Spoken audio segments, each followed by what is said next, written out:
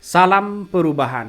Ini ada berita yang begitu mengejutkan bahwa Aguan Sembilan Naga membongkar wajah seorang Jokowi ya yang memaksakan mereka investasi di KN.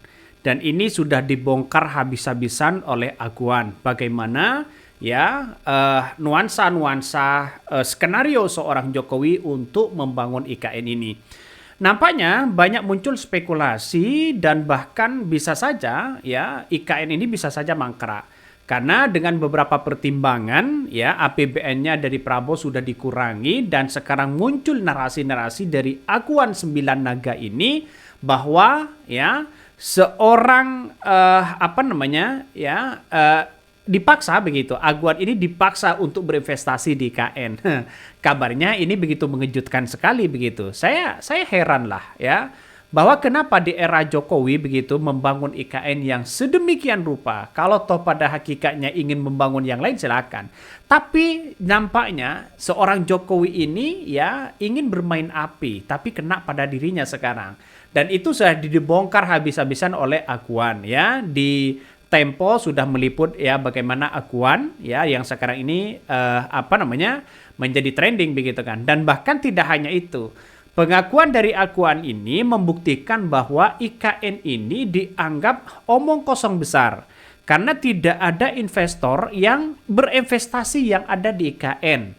Yang jelas-jelas itu hanya ya orang-orang lokal yang dipaksa dari seorang Jokowi untuk berinvestasi di situ. Dan sekarang sudah dibongkar habis-habisan. Nampaknya ya omong kosong ini apa artinya begitu kan? Ya IKN tidak sedang dibangun atau bagaimana? Atau bisa saja mangkrak atau karena kekurangan duit. Apakah ini akan terjadi? Kita lihat saja nantinya. Karena kabarnya untuk hari ini ya Pak Basuki begitu kabarnya ini ya meminta tambahan anggaran 8,1 triliun untuk pembangunan IKN ya di 2025. Bayangkan. Dengan asumsi kita tidak ada investasi, maka itu jelas yang membangun IKN itu adalah dari hasil uang rakyat. Jadi saya kira ini menjadi persoalan penting karena kita lihat saja Prabowo punya program begitu kan ya untuk melihat bagaimana untuk masa depan bangsa kita. Kalau toh pada hakikatnya ya IKN ini mangkrak, siapa yang mesti disalahkan? Ya pasti Jokowi akan diadili secara besar-besaran. Karena Pak Bas hari ini meminta 8,1 triliun untuk bisa menambal kekurangan begitu yang ada di IKN. Nah, inilah yang akan terjadi ya. Aturan dari mentalitas dari seorang Jokowi sudah mulai terbongkar. Bagaimana IKN yang didesain sedemikian rupa ya. Yang awalnya sudah di bulan Juli kemarin ada investor membludak dari Dubai, ada kemudian dari yang lain kabarnya, tapi pada kenyataannya kepada masyarakat tidak transparan untuk bisa melihat siapa yang berinvestasi di IKN. Sampai hari ini kita lihat saja. Nah, untunglah terbongkar dari Aguan ini. Nah, bos dari Sembilan Naga Aguan ini ungkap alasan berinvestasi di IKN itu karena ingin ya di situ ingin menutupi wajah seorang Jokowi dalam artian bahwa ya ingin mendesain bagaimana pemimpin dari seorang Jokowi ini benar-benar tegas. Tapi pada kenyataannya setelah melihat dari pemberitaan bahwa itu hanya permintaan untuk menjaga wajah seorang Presiden Jokowi. Artinya apa? Artinya biar tidak mangkrak IKN itu.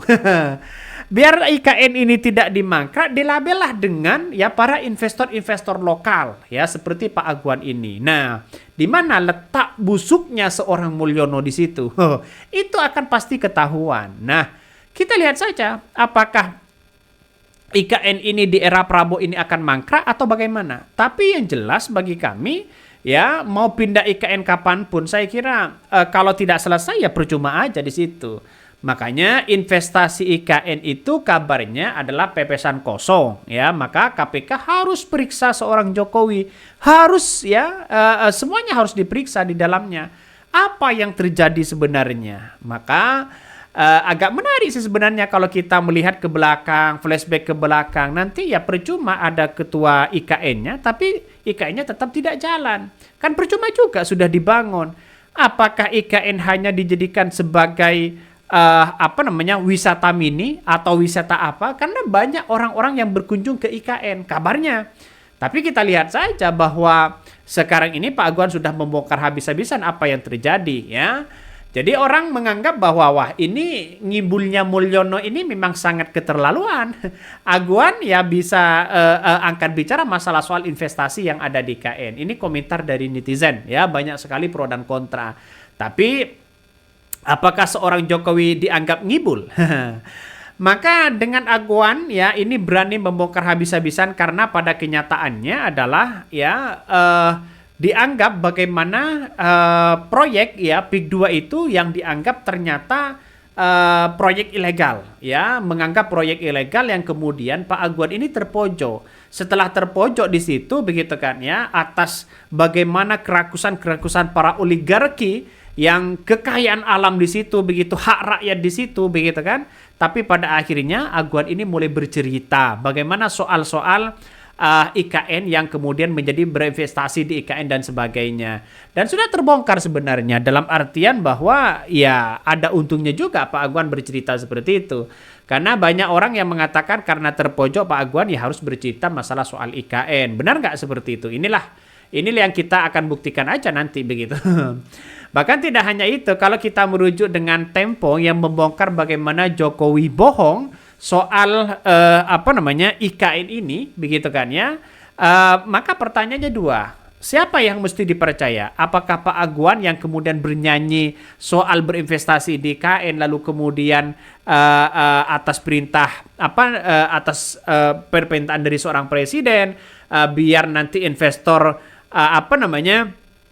datang di situ. Tapi para investor tidak bodoh dalam artian bahwa ya IKN kan tidak ada uangnya. Jadi buat apa lagi begitu untuk berinvestasi di situ? Karena mereka bukan pabrik, bukan perusahaan, ya. Sehingga apa yang mau berinvestasikan di situ, orang akan berinvestasi menganggap seperti itu begitu kan. Sehingga apa yang terjadi? Orang-orang bisa melihat bahwa wah, kalau seperti ini ya IKN hanya bisa saja hanya mangkrak begitu kan. Ya bisa saja itu terjadi.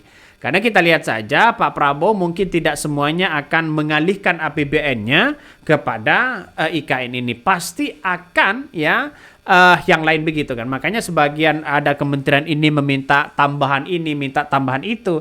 Tapi di era Prabowo nampaknya mesti sudah tahu begitu bagaimana gerak-gerik ya orang-orang yang hanya kepentingan-kepentingan dari mereka sendiri. Artinya secara tidak langsung bahwa di pemerintahan Prabowo ini begitu kan tidak mau menghambur-hamburkan uang sana sini, mending diutamakan pada kesejahteraan masyarakat dan rakyat. Itu janji dari seorang Prabowo.